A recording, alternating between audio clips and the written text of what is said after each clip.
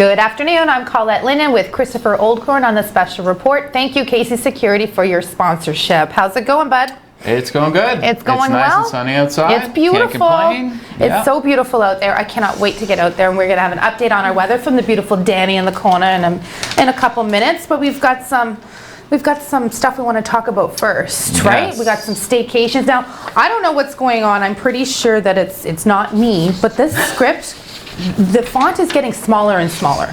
Yes. I'm like, okay, we are going to do, We're going to do something. It's a good thing we plan beforehand and don't have to go to that script, right, Chris? Yeah, you bet.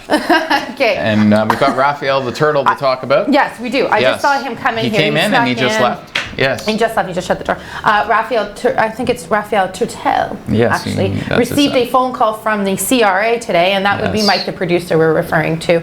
And he answered the phone, and he says, oh, what is your name? Oh, it's Mr. Raphael Turtel from the Teenage Mutant Ninja Turtle group. So yeah, the lady didn't catch on to that. She didn't, and she asked him what city he's from. Well, I'm from a rural part, and she hung up on him. But you know what? If you're getting these phone calls asking for your SIN number, do not give them your SIN. And they're also not canceling your SIN number either, which is what they told Mike. And then when he told her, Raphael Turtel, that she didn't catch on. She didn't. I don't think she caught on, but she realized it wasn't on her list of, I guess, people to call and get their numbers. Said, well, I don't have that postal code. I don't think there's a postal code for sewers. Yeah. So not yet, anyways. Well, that was kind of funny. So unfortunately, we didn't get to hear the rest of that call because the lady was just like, man, yeah, she just said, something fishy about this, but it was kind of funny. Anyways, it's our personal PSA to you to do not answer any personal questions that they might be asking you. Yeah. The CRA will not call you. If you have a phone call from the CRA, it is not the CRA. And they also can't give you an arrest warrant as well. I've had that one where it's like, oh, there's an arrest warrant issued based on your SIN number, and they're coming for you at 4 o'clock. Please call us. If you don't call soon, then we're not going to be able to help you, and you're going to be taken to jail. They put the rush on it. I don't know. You are kind of suspicious, though. Yeah, I mean, tax evasion is usually not covered by, them storming down your front door of the house and arresting you. Well, speaking of homes, we're going to move on. Lowe's has put out some great commercials, in my opinion. The marketing campaign around that has been very well done. So what they're doing, Chris, is they're trying to get people to come to the store and shop. But we will be back to that. We're going to run it over to Doug Ford. Well, good afternoon. This pandemic has touched all of us, and it's touched every part of our daily lives. So much has changed in such a short period. And now more than ever, staying connected is essential. Staying connected over the internet has never been more important to workers, students, families, and friends. Internet connection is the difference between carrying on with our daily lives or not. Reliable, high-speed internet is no longer a luxury. It's an absolute essential part of our life. Internet connection is something that too many of us take for granted. But there's still hundreds of thousands of people in Ontario who lack this critical infrastructure. 12% of Ontario communities still don't have access to reliable internet service. That's 620,000 families, businesses, and households. This is something we've been working on since we took office. Well before the outbreak of COVID-19, I made it my personal mission as Premier to improve the state of our rural broadband in Ontario. Last year, we announced our Broadband and Cellular Action Plan. Our government made a historic commitment of $315 million to build better broadband infrastructure for rural Ontario. We have the shovels in the ground on a number of projects that Minister Scott will speak to you in a moment about. Today, we're taking another step forward. We're investing $150 million to improve broadband and cellular connectivity in Ontario. This money will go directly to expanding broadband and cellular access to more families and businesses in rural Ontario and remote areas. We're partnering with municipalities, Indigenous communities, and the private sector to deliver these critical projects. Through this new program, we have the potential to attract up to $500 million in total with partner funding. Everyone is at the table, and we need the federal government there too. We need the federal government to deliver on its commitment to rural broadband because we can't do it alone. People in our rural communities deserve the same level of service that the rest of Ontario enjoys and relies on every day. Making these historic, strategic investments now will lay a strong foundation for our future. It will lay a strong foundation for our economic recovery, for a better quality of life for everyone, and for the long-term prosperity of our province. Thank you, and God bless the people of Ontario. Now I'll pass it over to Minister Scott. Thank you, Premier. Today is an exciting day. Today's announcement is another piece of the broadband puzzle. But there is much more work to be done. This provincial broadband program continues the ongoing commitment of our government to expand broadband service to unserved and underserved parts of Ontario.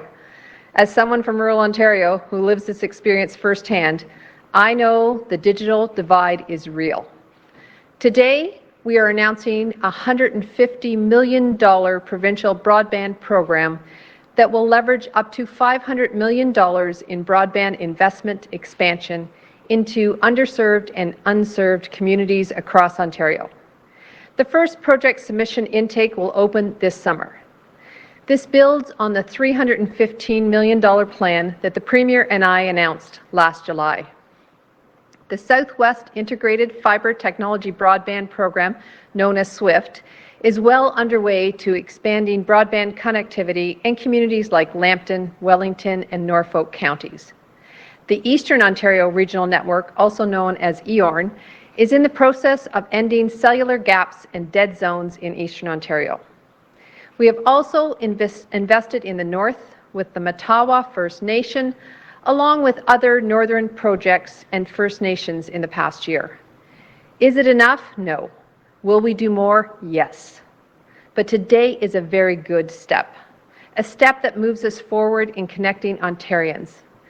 But it is a journey that we cannot take without the support of our federal partners.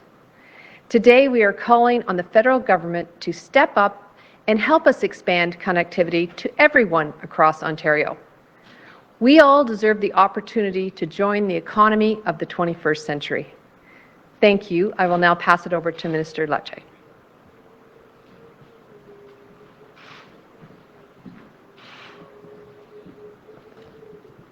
Well, good afternoon. And let me first off start by acknowledging Minister Scott for her leadership and her advocacy for expanding internet access in every region of our province. Now, we know that the future prosperity of our province and our country depends on our ability to fully embrace the digital economy and digital learning. Le moment est venu de combler les fossés numériques. We believe it is time to close the digital divide. The next generation of Canadian thinkers, of innovators and entrepreneurs need to be connected to the global marketplace. And that's why in the Ministry of Education, we are taking action. First, this government is ensuring that internet is in every high school by this September, every elementary school by the following September. And just as an update, and for broadband modernization is now completed in over 2,000 schools so far. This will be vital as we plan for all eventualities for the fall.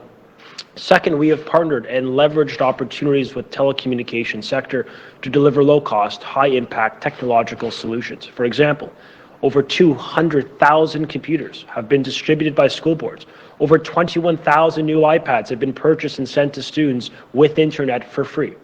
Now, third, as Minister Scott recently mentioned, her and I have called on the federal government to further commit to funding broadband. We've called on them to accelerate funding to reach those communities within our province that are pleading for this technological capability. Now, finally, we recognize that technological fluency is a competency that our students need in this disruptive and increasingly competitive economic landscape. It's why we continue to make the case for live, dynamic, synchronous learning to provide a sense of community with their educators and their peers in this difficult time. Now, parents want more of that, and we'll continue to support their voices and the voices of their students who want a better education. Our mission in our work is all about ensuring Ontario students retain a competitive advantage that leads them to good-paying jobs right here in Ontario. Thank you. We'll go to the phone line for questions. First question. First question comes from Lucas Meyer from News Talk 1010. Please go ahead.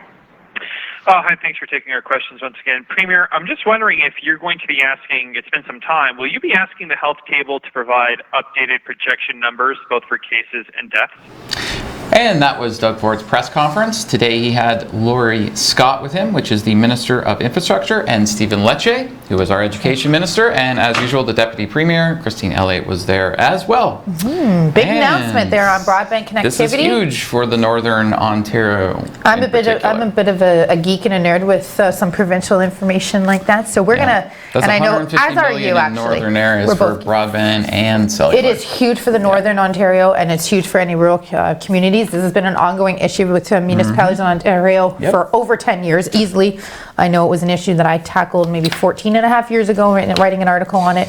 And it's so nice to see that they're actually investing some money for infrastructure and to make that happen. But we will get into that more, as obviously we've got a lot to say. Anyways, before the Premier came on, we were talking about Lowe's and how amazing they're doing with their marketing campaign to get you to stay at home. Your stay vacations, your Porta backyards, your however you want to call it, your Havanas in the back. So we're going to COVID-free zones. COVID-free zones. But they are saying, you know, like, you want to have an outdoor movie? Buy this product here to use that. And obviously everything's purchased at Lowe's, but it goes on and on to like sandboxes and swings, just everything that you need for your backyard staycation to be successful. So I thought that was a very clever marketing campaign on behalf of Lowe's, which also brings me to that they're going to be making a lot of money this summer. If people are staying home and saving their traveling dollars, their gas money that we talked about, Yeah, they're not will spending be money affected. on hotels, airplanes, gas. Fast food, you know, Food on the road when you're traveling. Yeah, for sure. They are going to be making a hell of a lot of money. Not to mention those small businesses or those little contractors who do your decks and your poolside lounges, I think they're anything gonna be to make very, your very patios busy. better. Yeah, because people at home going, we should probably repaint that and maybe redo that deck. So hopefully that means our local contractors will benefit from that as well. So we do have some weather and some local news. Why don't we throw over to weather right now with the lovely Danny D. Thanks, Colette. Hey, everyone. So if you had a chance to look outside, it is absolutely gorgeous. And I'm going to let you know it's going to continue that way for the next few days. We head on over in today, so it is going to be going up to a high of 24 with a low of 11. But tonight, it's going to be mainly sunny with cloudy periods in the evening, and there are going to be those patchy, foggy things that kind of talked about this morning. Heading over into Thursday, it's going to be completely clear. It's going to be a high of 26 with a low of 16. Heading into Friday, it's going to feel like 24, but it's also going to go up to feeling like 27 too. So we got both there. And there are potential for showers. So be prepared when you're out and about and standing in those lines that make sure you have an umbrella with you, because you will be getting a mix of sun and clouds and rainy weather all day throughout the day on Friday. We also would like to do a community shout out to Crush Clothing Boutique over at the Trading Post. They, yesterday, the owner told everyone on social media that certain funds are going to be donated towards Black Lives Matter. And she was able to raise $1,200, and that was donated to Black Lives Matter. So good job, Crush Boutique. Way to keep in with everything going on in the community. Back over to the desk. Awesome stuff. Way to go, Christina at Crush. I love that store. You have to take your girlfriend to that store. You must. No, It's no, a no, must. no, no, no, no, Julianne, no. I'll go with you. It is. Cut to commercial right now. Cut. It is a beautiful Julianne. store. Also has stuff online. Yes, she does. And Oh, she don't tell her that. they do an amazing job with their social media stuff to keep you in the loop as to what's coming in the store. And I'm like an over. Oh, she's great. I feel like I'm an over liker. I'm like, I need. Anyway, back to staycation. So. Yeah, let's go to staycations. Let's talk about that. So while you're saving money not going on vacations, go to Crush and spend your money at the store.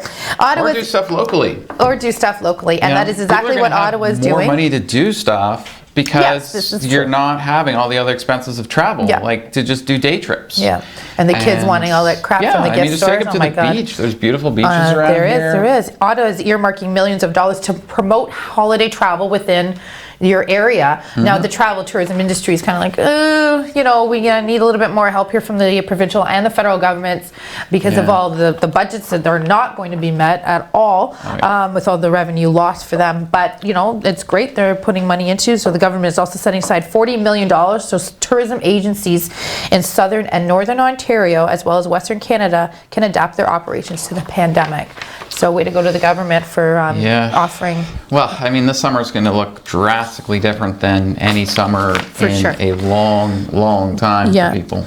while we're not traveling on the highways, I want to share a clip with you. This is a sore spot for me personally from having many years of traveling on the 401 and You the were hit by one, QEW. weren't you? I was hit by one of these traveling tires. It bothers me, it irks me. In the Ministry of Transportation, we're supposed to do some more on it. Anyways, you'll see here on a dash cam of a 400 series, doesn't say which one. I'm trying to figure out which one it is by looking at it, but I don't know. It's a 400 series in Southern Ontario. And what happens is the transport truck on the right, he blows the tire out of nowhere and it just literally pulls his vehicle through. He's so lucky there is no traffic there and pulls it off to the side. So you see that tire, that piece of floating around there. I hit into one of them myself with the kids in the car, and it literally, we did one of these. I drove a Kia Soul. It was a great commercial for the Kia Soul. If anybody had that recorded, it was like airtime. And I had to contact the insurance company. I was on the hook for collision. Because apparently you hitting a tire from another vehicle counts as a collision. They said because it's a part I of should have another been able vehicle. to steer it away from, I'm pretty sure that when I'm, anyways, I wanted to share Well, the that. reason is they consider it part of that other vehicle, even though it wasn't attached. They're still charging you as if you hit the other That's vehicle, right. and you didn't. And I wasn't using cautious distance, apparently. But how the hell can you with something like has that? anyone ever driven on the 401? It's not Cautious good. distance is like 10 feet to the bumper in front of you at 120. That's right. We have a lot more for you guys in this afternoon edition. We'll be right back after this commercial break.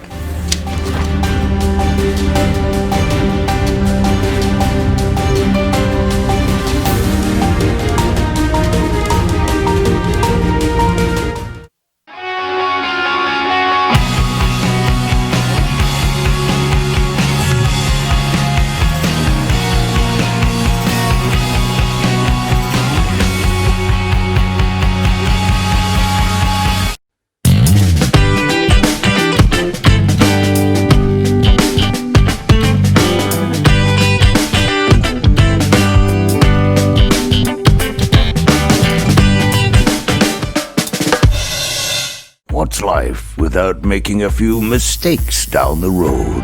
A few sharp turns.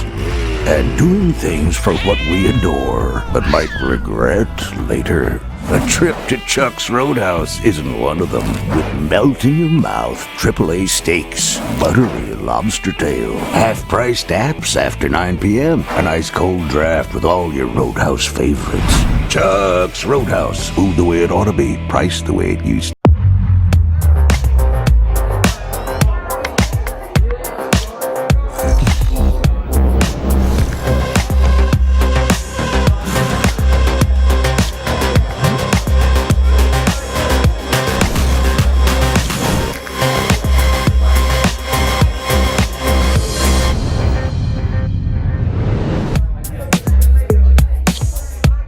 A message from the Government of Canada.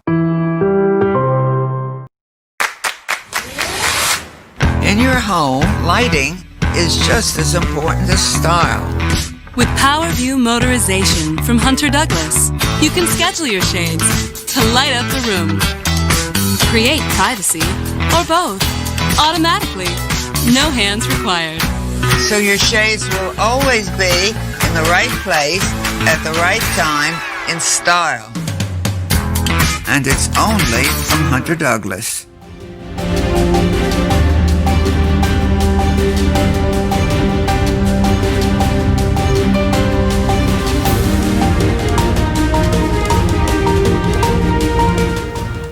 And welcome back to Special Report, the afternoon edition. Thank you to KC Securities for sponsoring us. All right, so we got some Facebook shoutouts. We do. For those of you who are watching on mediums other than Facebook, if you follow us on Facebook and watch online, you can actually put comments into the section and we'll say hi's, birthdays, whatever you want to talk about. So hi to Cindy, Helen, Tammy Lynn, and Star. Thank you for Ooh, Star. commenting. What an awesome name. Hi, everyone. Yeah. And also, we're at On TV channel for the Instagram, so make sure you follow us. Yeah, hit us up on the gram. We are so hip. I know, I'm just so hip. Hit us up on the grams, the Twitch, gram, he says. the Oh my FBs, God. TikTok, Snapchats. You're trying to be cool and young, and we're not cool and young. It's not my thing. Okay, so what is my thing, though, is interviewing politicians. Yes. So this morning I had a Zoom interview with Lisa Vezo-Allen. She's the Ward 2 councillor here in Sault Ste. Marie. We actually recorded 3 6-minute segments, which will be on the next 3 nights at my show at 7 p.m. We have a short clip now of part of the interview you'll see tonight, 7 p.m. on the Chris Oldcorn Show. One of the goals of council is to grow to 100,000. How are some of the ways we can get there? I brought forth a resolution months back, pre-COVID environment, working with both the Innovation Center, the Economic Development Corporation, and Future SSM to target mainly software people working within the GTA to come here and work remotely. So that has always been there. I think now we have this opportunity, especially, when talking to friends and colleagues that are in the GTA, they really have a different environment than we do. A lot of people are not comfortable being in high rises anymore, being, in elevators and just, all of that sort of thing. Many offices are not open to staff. So people are working remotely from their homes. So I think at this point, it's taking that, really taking a look at how do we attract, and that has been discussion also through the local immigration partnership. So everyone is realizing that at this point, probably more than ever, we can really promote what you can have here in Sault Ste. Marie. And I'm super thankful to be here and be able to go for walks and access rail systems and even just go for a drive and see the water. And it's just so peaceful versus, what you're dealing with in a larger urban centers. And that was a short clip from my interview with Lisa Vezo-Allen, the Ward 2 councillor here in Sault Ste. Marie. Now, let's talk COVID-19 cases in Ontario. We have no new positive cases here in Algoma. However, there was 338 new cases across the province with 19 deaths. But the one positive thing is we are now, we had 3 days of increases, including the last 2 days, which were over 400. Now we're back into sort of the mid 300s again, which is kind of where we've been on an average over about the last 2 weeks or so. We are now up to a total of 2,312 deaths from COVID-19 that we know of in Ontario. Of those deaths, almost 1,600 are with people the age of 80 or older. 1,598 of the 2,312 are in people age 80 and older. So they're making up the bulk of the people passing away. This week we had 2 more people pass away in the 20 to 39 age category, which takes them up to only 10 people under the age of 39 have passed away from COVID-19 in Ontario. Our testing's back up again. We're up over 17,000. We're down hospital patients to only 791 now. We've got 127 in our ICUs, and we have 92 people on ventilators. All those numbers are heading in the right direction. So we'll see where that goes. And then going back to the announcement that was just made, there's $150 million for reliable broadband and cellular access in northern communities. This is part of a larger initiative that's $315 million called Up to Speed, which is Ontario's broadband and cellular action plan. So they've doled out part of that money to help in the northern communities now. As many of you know, I'm sure, even when you get out of town here and you try and use your cell phone, good luck with streaming anything. Yeah, there's a dead zone when you drive here. I mean, there is. Once you kind of sort of get 30 minutes north of town, you can call people, but that's about it. So. Well, I drove Highway 17 very often. Not just Highway 17, Highway 69, I think it cuts up just past Parry Sound. There's a dead zone. There's also a dead zone for no bathrooms between Parry Sound and French River's restroom when you go over that crazy bridge, but that's another issue. But yeah, broadband is a huge issue. In this bill, but well, perhaps maybe the Ministry of Infrastructure would like to look into adding more washrooms, like one of those between Parry centers Sound. where they put in like restaurants and bathrooms I'm and gas telling you, stations. they put in an Esso there, just when you come past Parry Sound, and that's a great thing. That's There's no, and Raphael Turtel in my ear is telling me there's porta potties. Raphael is. I'm not doing porta Raphael potties. Turtle is Absolutely not. mentioning porta potties and trees. Absolutely not. I have some more provincial news, Chris. You ready for this? Because I need some input here. Actually, today marks the one-year anniversary of the final report from the National Inquiry into missing and murdered Indigenous women and girls, as well as those in the LGBTQ community.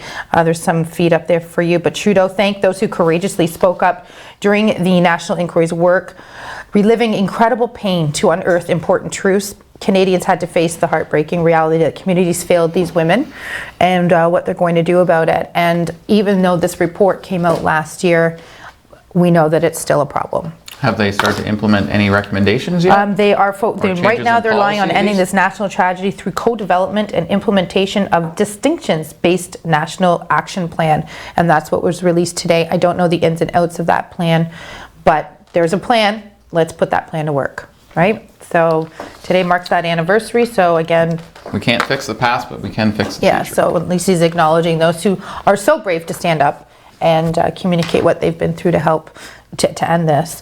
Also in today's news, we have a new Auditor General. So the Prime Minister welcomed the appointment of Karen Hogan today. She's the new Auditor General, and it's effective June the 8th. Now, we were talking just before the show. I said, oh, this poor guy's been serving as the interim Auditor General since March 2019. He got the heave-ho, but Chris, go ahead. What? Well, normally when you're interim, you don't want the job. Right.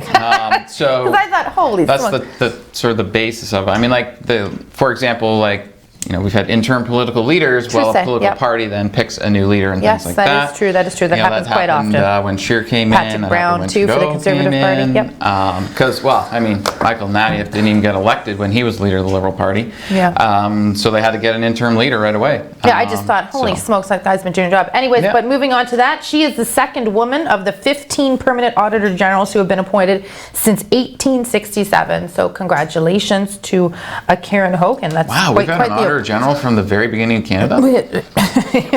Wow, I'm impressed. Okay, I'm moving on. There is a cyclone, and it's unfortunate. It's the arrival of Cyclone Nisarga on Wednesday comes as Maharashtra. Yes, I did say that correctly, Chris. Maharashtra grapples with India's worst coronavirus outbreak. Hospitals are struggling to treat an influx of patients of 72,000 when they've had to move out 100,000 people due to this cyclone. So lots of damage there. Wow. This hit the town. It's south of Mumbai, just to put you on the map if you're not too familiar with Maharashtra. Plus, I want to keep saying Maharashtra, so that's that. Well, now that you know how to say it correctly, I know. Why not? I absolutely. Show it off. So Quebec opened their schools not too long ago. There's a lot I'm sure that you can discuss around that, but there was an interesting article that I saw today surfing the interwebs with regards to an Arizona school who had some ideas for with partitions. So we have some pictures that we want to share with you.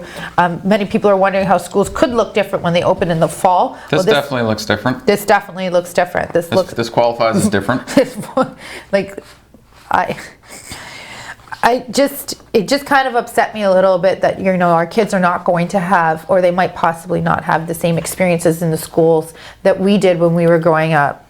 You know, like, that's just, to me, that is not fun. That is not the way kids should be. That just looks weird. It does look weird, doesn't it? Like, to think that that's a classroom. I remember when you had, like, your friends and you could have, like, oh, you got to sit with your friend at the table, you know, and you could, you know, I guess the teachers are going to be happy because there won't be as much talking, but it just doesn't seem like the experience. But communications through that, like, how do you talk through plexiglass after plexiglass after plexiglass? I mean, won't the kid at the back not even know the teacher's speaking? It's going to have to go through, like, 10 sheets of plexiglass. And how do you even accommodate it or house 12 kids, 10 kids, 28 kids? How many teachers do you need for that? A lot, unless they have some type of screen or something, I don't know. But we do have, we won't get into this right now because we do have to wrap it up. It's 1:29. What the heck's going on? It's so much fun with you. I just lost track of time.